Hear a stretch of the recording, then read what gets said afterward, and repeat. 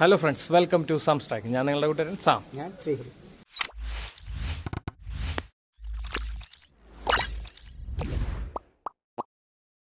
ഇപ്പോൾ വന്നിട്ടുള്ളത് നമ്മൾ പുന്നത്തൂരുള്ള ആനക്കോട്ടയിലാണ്. ഗുരുവായൂർ ആനക്കോട്ട. 96 വയസ്സ് പ്രായമുള്ള ആനമുത്തശ്ശിയാണ് കേട്ടോ ഗുരുവായൂരത്തെ. അതായത് ഗുരുവായൂരത്തെ താര എന്ന് പറഞ്ഞ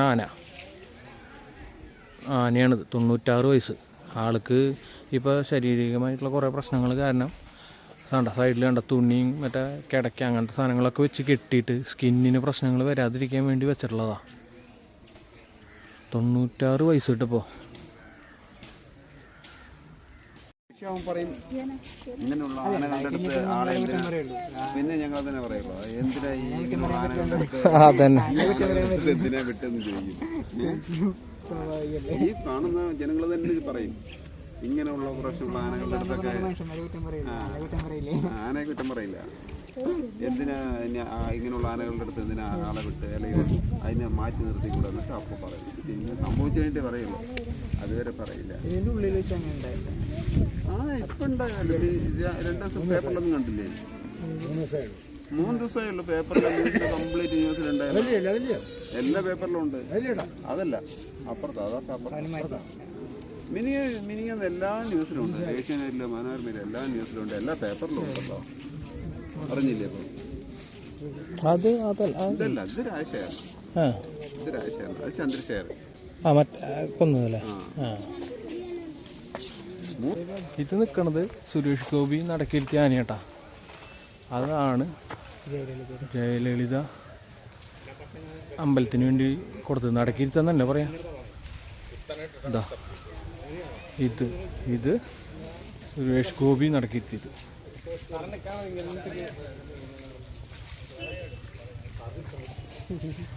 എന്താ ഡാൻസ്? ആനയ്ക്ക് ഭയങ്കര ലാസ്റ്റിങ്, നീണ്ട് വരാനുള്ള കഴിവുണ്ട്. അവിടെ നിന്ന് ആഞ്ഞു വെച്ച് ഈ റോഡ് വരെ കൊണ്ടുപോയി എത്തും. ഇവരങ്ങനെ പ്രശ്നമില്ലാത്തതുകൊണ്ടാണ് ഇവിടെ നിർത്തിയിരിക്കുന്നത്, മനസ്സിലായില്ല? അല്ലെങ്കിൽ ഇത്ര അടുത്ത് നിർത്തുവാനേ. എന്താവും നോക്കണോക്കേ. അവനങ്ങനെ പിടിച്ചതാണ്ടാണ്, പിടിച്ചത് എടുത്തിട്ട് കുത്തി. എന്നിട്ട് എവിടെ ആ ഉള്ളിലാണോ? തീരെ അഴിക്കാത്താവൂലേ? തറീന്ന് തീരെ അഴിക്കാത്തത്? തീരെ അഴിക്കാത്തത് അവനൊന്നേ ഉള്ളു ഇപ്പൊ. അവനൊന്നും പിന്നെ അവൻ മാത്രമേ ഉള്ളൂ. 3 തന്നെയും ഇപ്പൊ അഴിക്കാറുണ്ട്, അഴിച്ച് നടത്തിക്കാറുണ്ട്. ഇനിയിപ്പോ ചന്ദ്രശേഖരൻ അഴിക്കില്ല, ഇനി അഴിക്കില്ല കുറവാ, ഇനി അഴിയില്ല. കുറച്ച് നാളത്തേക്ക് അവൻ 28 വർഷം കൊണ്ട് അവിടെ പുറത്തിറക്കാതെ ഇതുപോലെ ഇറക്കിയിട്ടില്ലല്ലോ. ഇപ്പൊ 1 മാസമായിട്ടുള്ള ഇറക്കിയിട്ട് 28 വർഷം കൊണ്ട് അവന് ഇതുപോലെ തളച്ചിട്ടിരിക്കുകയായിരുന്നു, പുറത്തിറക്കാതെ. ഇപ്പൊ ഈ 1 മാസം കൊണ്ട് പുറത്തിറക്കിയിട്ടേ ഉള്ളൂ. വീണ്ടും അവന്റെ സ്വഭാവം പുറത്തിറക്കി.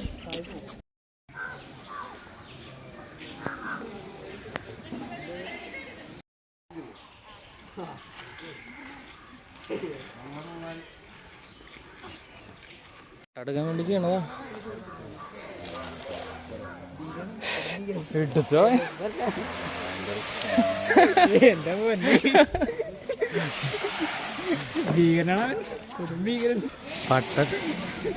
പട്ടെടുക്കാൻ വേണ്ടി ചെയ്ത് കണ്ടില്ലേ?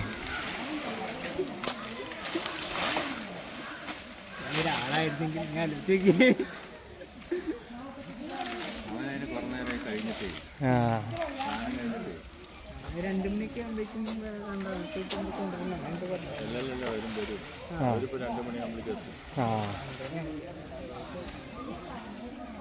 അതായത് നമ്മുടെ പുന്നത്തൂർ കോട്ടയിൽ, പുന്നത്തൂർ കോട്ട റിനോവേഷൻ വർക്ക് നടക്കുന്നത് കൊണ്ടാണ് ഇപ്പൊ നോ എൻട്രി. പിന്നെ ഓൾറെഡി കുറച്ച് കാണുമ്പോൾ ഭയങ്കരമായിട്ട് ശോഷിക്കുന്നുണ്ട്. അപ്പൊ അതൊക്കെ ഒന്ന് ശരിയാക്കിയിട്ട് എടുക്കാനും കൂടി എന്തെങ്കിലും അപകടങ്ങളൊക്കെ ഉണ്ടാവുന്നത് പഠിച്ചിട്ട് കൂടി ആയിരിക്കും. പണ്ടത്തെ ഒരു എത്ര കൊല്ലം പഴക്കമുള്ളത് ഇതല്ലേ, അത് കണ്ടില്ലേ? ഇതാക്കി എടുക്കാന്ന് പറയുമ്പോ ആനകളുടെ സ്വഭാവം അത് പറയാൻ പറ്റില്ലെന്ന് പ്രവചിതി. അവൻ ക്യാമറ കണ്ടപ്പോ തലപൊക്കുണ്ട് കേട്ടോ.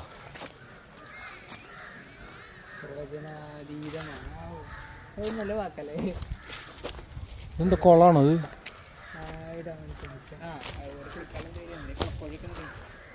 ആ ഒരു കൊള്ളാട്ടാ.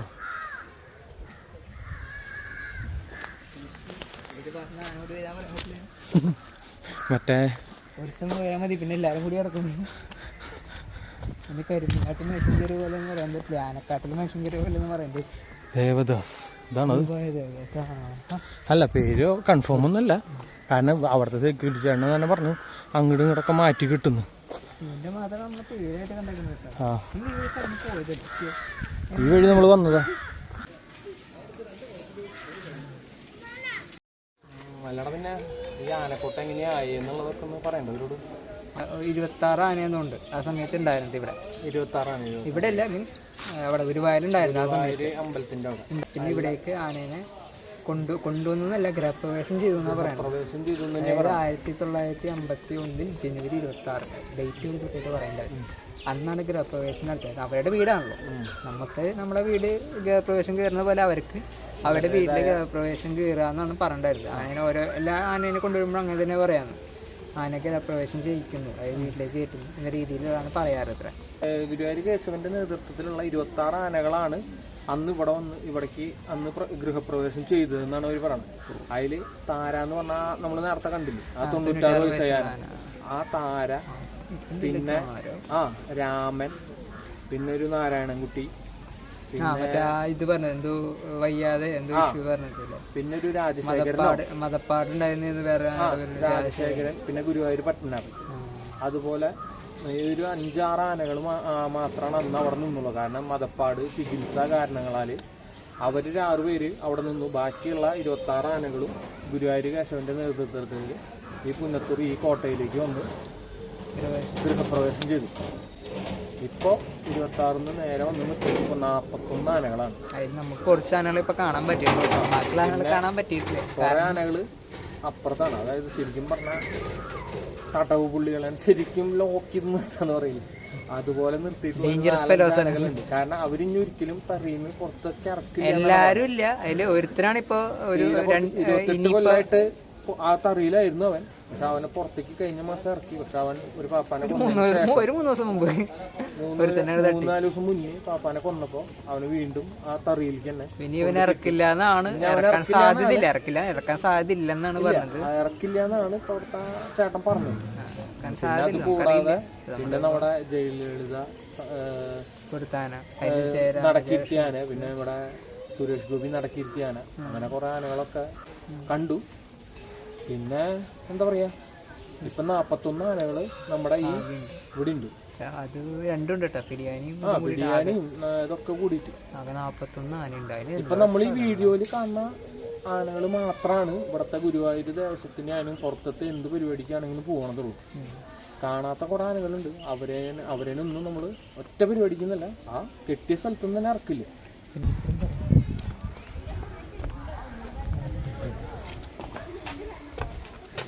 കണ്ട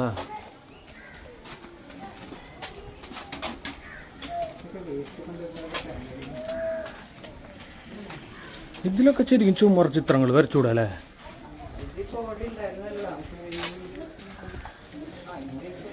നീ അത്രയും ദൂരം നിന്ന് പറഞ്ഞ ഒന്നും കേൾക്കില്ലേ.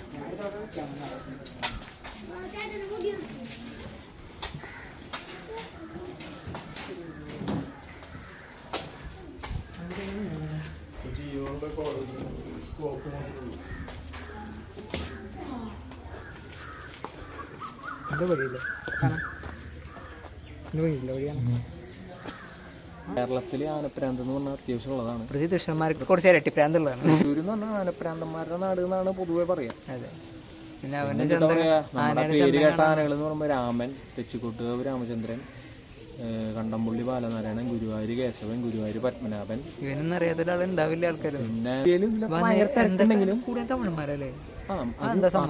പ്രശ്നം കാര്യം എന്ന് വെച്ചാൽ നമ്മുടെ മലയാളികളല്ലാത്ത കൂടുതൽ വന്നിട്ടുള്ളത് ഇവിടെ. തമിഴന്മാര് കൂടുതലും വന്നിട്ടുള്ളത് തമിഴന്മാര്, മറ്റേ നോർത്ത് അങ്ങനത്തെ ഉള്ള ഭാഗങ്ങൾ.